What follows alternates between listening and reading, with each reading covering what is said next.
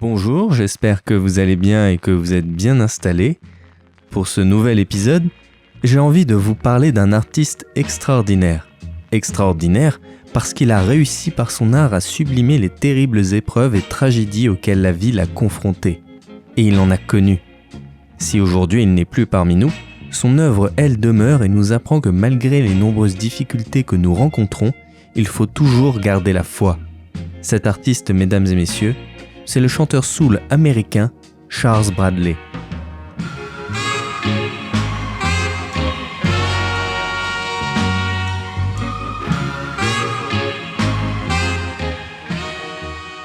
Charles Bradley est né le 5 novembre 1948 à Gainesville, en Floride.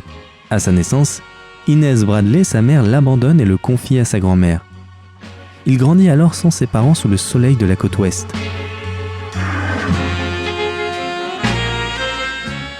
Et puis un jour, alors qu'il a 8 ans, sa mère revient le chercher pour le ramener à New York où elle élève seule ses autres enfants. Le jeune Charles Bradley se retrouve ainsi à Brooklyn chez cette femme qu'il ne connaît pas et qui prétend être sa mère. Là-bas, les conditions de vie sont particulièrement difficiles. Ils n'ont pas d'argent et sont souvent obligés de déménager et de rationner la nourriture. Faute de moyens, Charles Bradley doit même dormir dans une cave insalubre. Mais en plus de la pauvreté, il est aussi confronté aux nombreuses crises et coups de colère de sa mère. Il confessera même plus tard avoir été battu et avoir cru que sa vie était en danger. It's very hard because I feel that I was like the black sheep of the family, and I used to always get whippings for something I didn't do. By who? By my mom. C'est pour toutes ces raisons qu'en 1962, à l'âge de seulement 14 ans, il décide de fuguer. Maintenant seul et sans ressources, il devient sans-abri et passe ses journées à errer dans les rues de New York. Pour se nourrir, il n'a d'autre choix que de fouiller les poubelles et, la nuit, il dort dans le métro ou dans de vieilles voitures abandonnées. Pendant ces années, il subit toute la violence de la rue et de la misère. Mais heureusement, malgré toutes ces mauvaises expériences, sa foi en Dieu lui permet de tenir bon et surtout d'échapper à l'héroïne qui ravage actuellement New York. Car oui, en 1962, New York est une ville bien différente de celle que nous connaissons aujourd'hui. C'est une ville sale, dangereuse où le crime, la prostitution et toutes sortes de trafics règnent. Et les choses ne sont pas près de changer. Mais cette année 1962, aussi sombre et difficile qu'elle est pour Charles Bradley, est aussi celle où il a une révélation qui changera pour toujours sa vie. Cette révélation, il l'a un soir lorsque sa grande sœur l'emmène à l'Apollo Theater, cette illustre salle de concert de Harlem où de nombreuses célébrités comme Ella Fitzgerald, Billie Holiday ou encore Marvin Gaye sont passées. Ce soir-là, cette révélation a un nom, James Brown.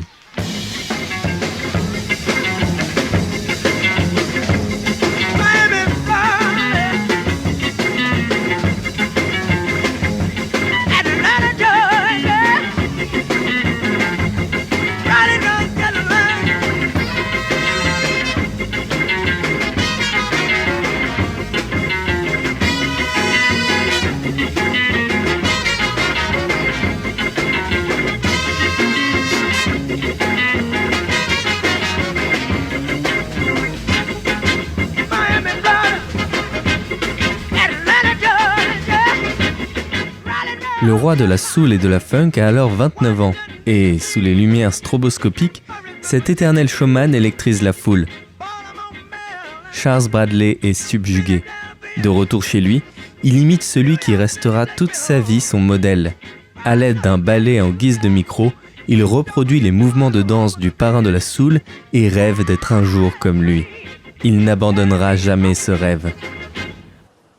Mais, pour le moment, Charles Bradley doit sortir de la misère. Il y arrive finalement grâce à l'aide du programme d'insertion professionnelle, la Job Corps Programme. Grâce à cette association, il se forme en tant que cuisinier et voyage à travers les États-Unis, Virginie, New Jersey, Maine, Alaska, Californie. À chaque escale, Charles Bradley est confronté à l'Amérique raciste et inégalitaire des années 60 et, suite à une terrible injustice, il fera même un séjour en prison. Mais, malgré toutes ces difficultés, Charles Bradley tient bon et trouve un certain équilibre, une place dans la société. Et puis un jour, alors qu'il a 18 ans et travaille dans le Maine, ses collègues en cuisine remarquent qu'il ressemble à James Brown. Ils le charrient un peu et le poussent alors à chanter. Charles Bradley refuse, mais les encouragements continuent. Impossible de les arrêter. Finalement, grâce à un mélange de gin et de 7-Up, il surmonte ses peurs et cède à la demande de ses collègues.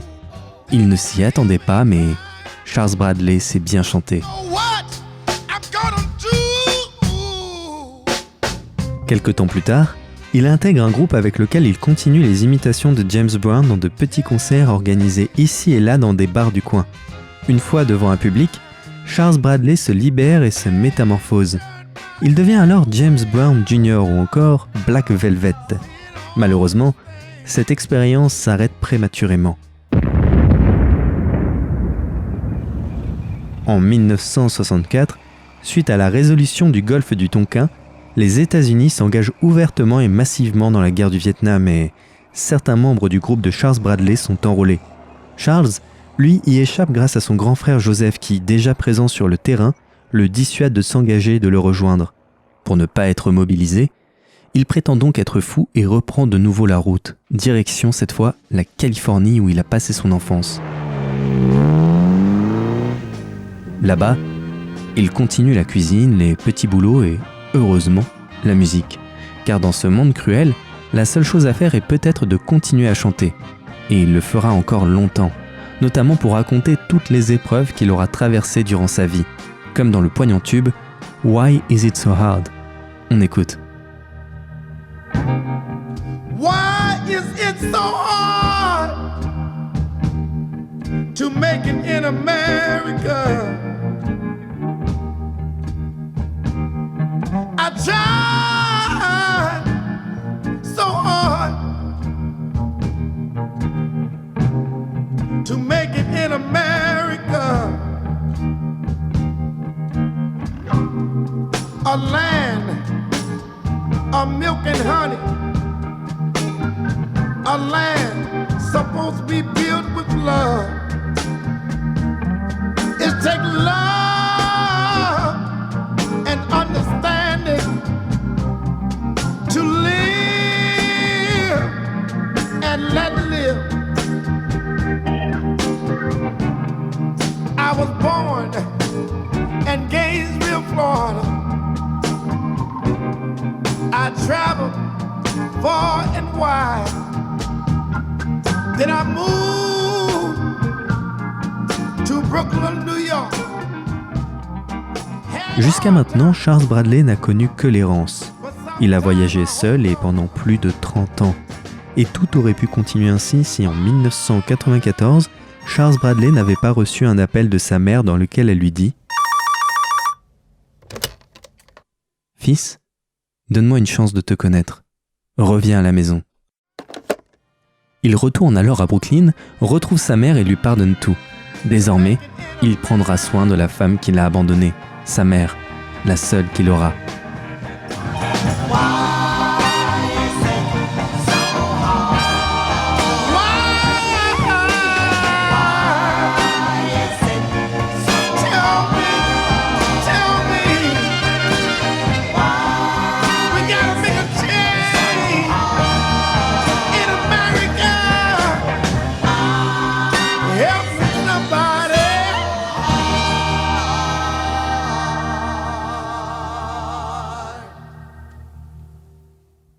De nouveau à New York, il continue de travailler à droite à gauche et de se produire en tant que Black Velvet. Mais alors que pour la première fois de sa vie, Charles Bradley a trouvé un foyer, la vie le rattrape et de nouvelles épreuves s'imposent à lui. Charles Bradley est malade comme un chien. Il est hospitalisé et on lui administre en urgence une injection de pénicilline. Cependant, il développe une réaction allergique violente et son état de santé se dégrade encore davantage. Ses forces l'abandonnent rapidement. Il est en train de mourir. I saw myself leaving this room. I had gave up. When you leave this room, you go to a tunnel, so peaceful. The body just don't want to fight no more. C'est à ce moment que son grand frère Joseph, encore lui, arrive à l'hôpital. Il parle alors à Charles et le supplie de se battre et de vivre. He said, If you don't want to live for yourself, please, brother, live for me. He said, Charles, I love you, brother. You're my heart. I said, Joseph,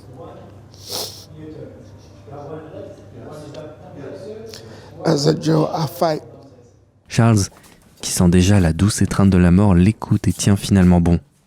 Après tout, il aurait tout fait pour son frère.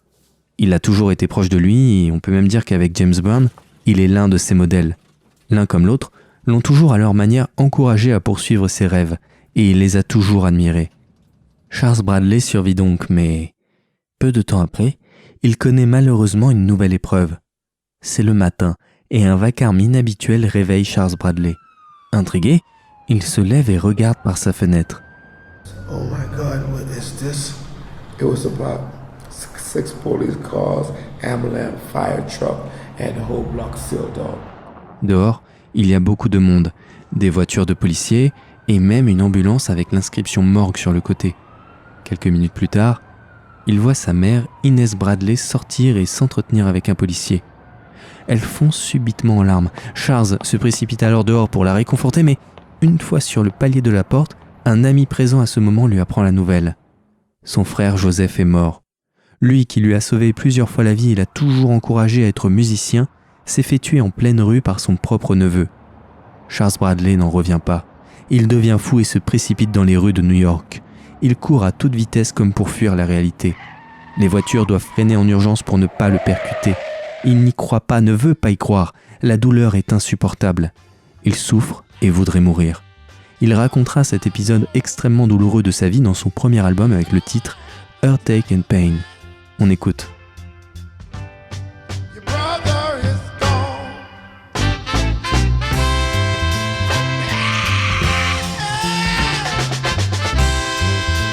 Heartache and pain. Heartache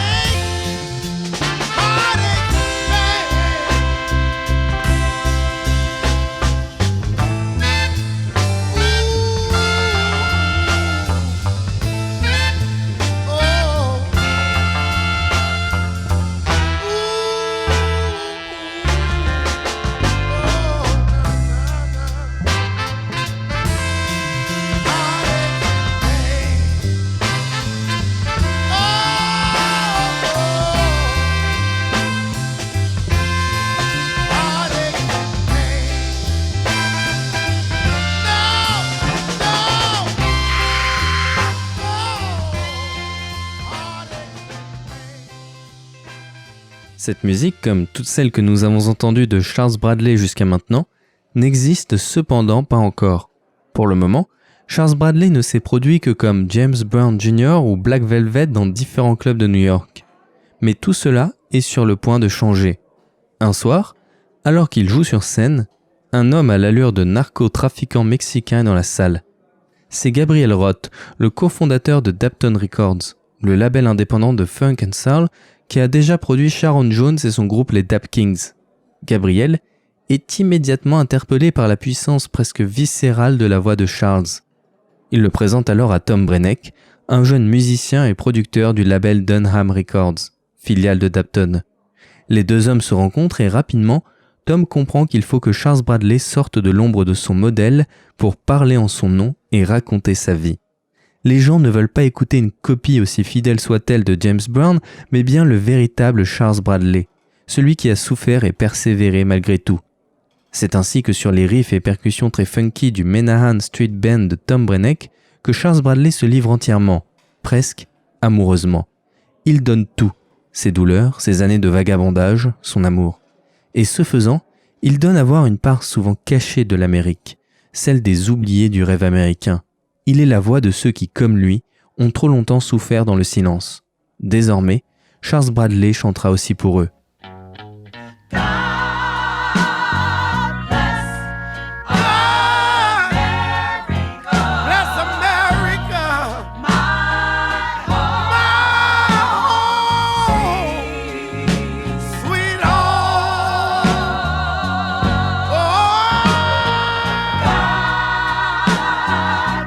God bless America.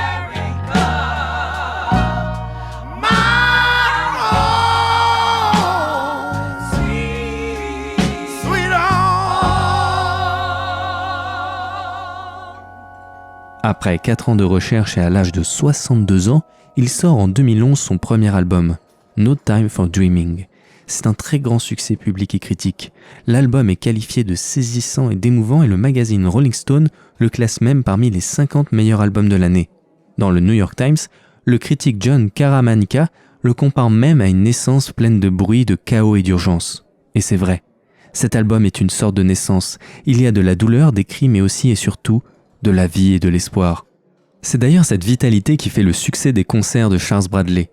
Malgré son âge déjà avancé, il déploie à chaque représentation une énergie incroyable.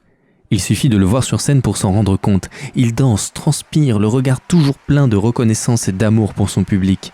Il partage tout, même ses douleurs les plus vives. C'est cette vulnérabilité qui le rend si impressionnant et touchant. Au fil des ans et des concerts, cette énergie et cette force lui vaudront même le titre de Road Warrior. Comprenez, guerrier de la route.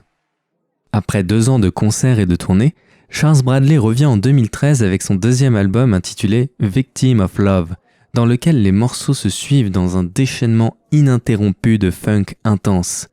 Avec la puissance qu'on lui connaît, Charles Bradley y exprime tout son amour et sa gratitude pour la vie, aussi dure et injuste qu'elle ait pu être. Si ce second album ne reproduit pas la surprise du premier, il reste d'une qualité exceptionnelle avec des morceaux mémorables comme Strictly Reserved for You.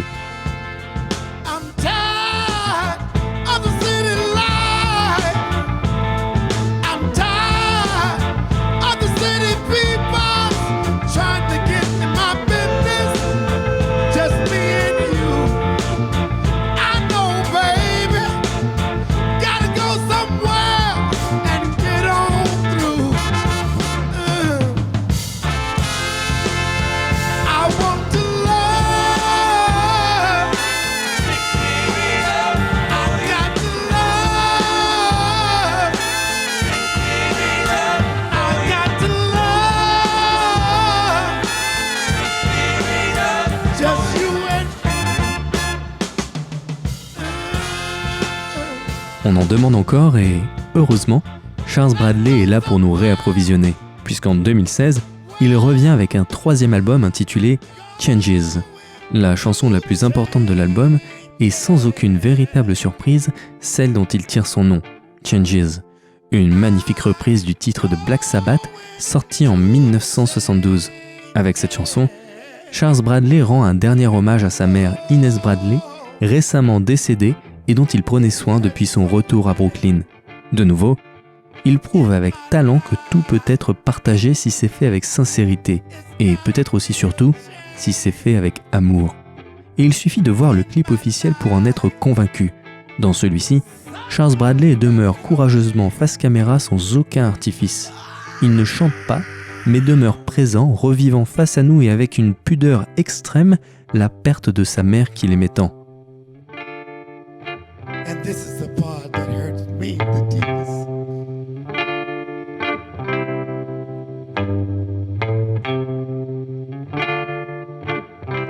It took so long to realize I can still hear her last goodbye. And now all my days have turned to tears. Wish I could go back and change these years.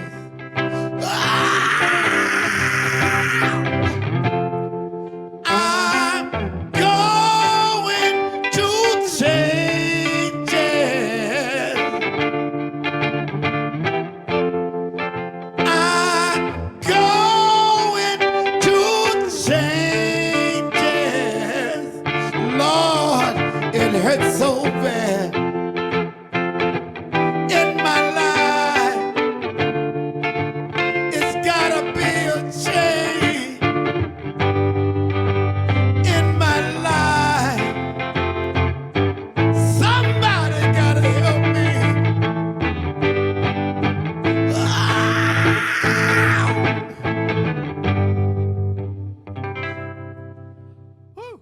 Nous étions en 2016, l'année de la sortie de son 3e album et aussi malheureusement celle où il apprend qu'il a un cancer à l'estomac. Suite à cette nouvelle, il est alors obligé d'annuler plusieurs dates de concerts et même des tournées entières pour se reposer et suivre son traitement. Charles Bradley se bat comme il l'a toujours fait, et chaque amélioration de son état de santé est une bénédiction dont il profite immédiatement pour réapparaître sur scène et chanter tout son amour. Mais en 2017, l'inévitable arrive et Charles Bradley s'éteint, entouré de sa famille, de ses amis et des musiciens du Menahan Street Band avec lesquels il a tant partagé. Pour ses funérailles, Charles avait demandé que soit diffusée une chanson qu'il avait enregistrée quelques mois seulement après le diagnostic de son cancer. Cette chanson, c'est « Lonely as You Are », une magnifique ballade dans laquelle il n'a pas peur de regarder la mort dans les yeux. On en écoute un passage. You think you've been lonely, but loneliness is mine. As lonely as you are, it ain't bad as mine. You think you've been suffering, but suffering is mine. As lonely as you are, it ain't bad as mine. So lonely, lonely as hell. Si toute mort est par essence tragique, on peut tout de même se réjouir que celle de Charles Bradley soit arrivée assez tard pour lui permettre de réaliser son rêve. Les dernières années de sa vie auront été la plus belle conclusion qu'on pouvait imaginer pour le parcours qu'a été le sien. Le parcours d'un homme qui a tenu bon et qui, à la fin, a réussi à faire de ses souffrances un appel à la compassion et à l'amour. Et puis, si aujourd'hui il repose en paix auprès de sa mère, son message nous parvient toujours et peut continuer à nous inspirer. C'est d'autant plus vrai qu'en 2018, Daptone a sorti un album posthume de Charles Bradley intitulé Black Velvet, en honneur à son ancien nom de scène. Cet album compile plusieurs morceaux inédits issus des sessions d'enregistrement des albums précédents, dont une magnifique et bouleversante reprise de Heart of Gold, le célèbre tube de Harvest, le légendaire album de Neil Young. Je vous encourage évidemment à aller écouter ce dernier album, ainsi que tous les précédents, et je vous invite aussi chaleureusement à aller voir le documentaire réalisé en 2012 à l'occasion de la sortie de son premier album. C'est une véritable pépite, une plongée dans le quotidien de cet homme et chanteur incroyable qu'était Charles Bradley. Je mettrai le lien en description sur YouTube et sur Facebook pour ceux qui seraient intéressés. Voilà. Pour l'instant, c'est tout pour moi. C'était Sonar pour Charles Bradley. Prenez soin de vous. À la prochaine. Ciao.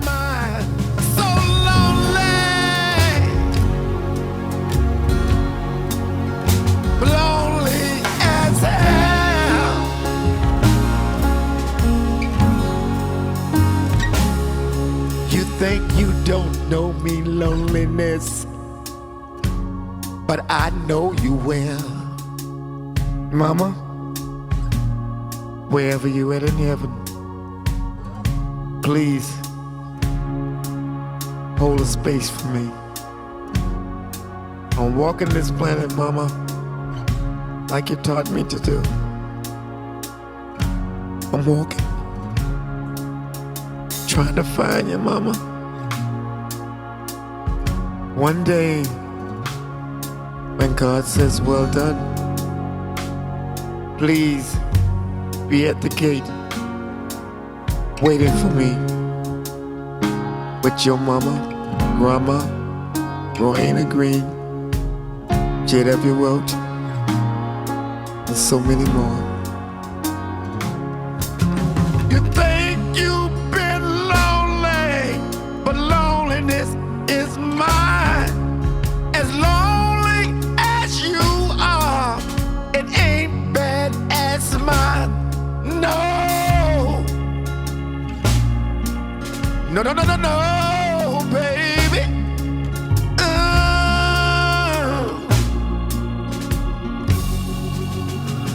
I love you. And this is from Charles Bradley. Hope this one day get out to the world.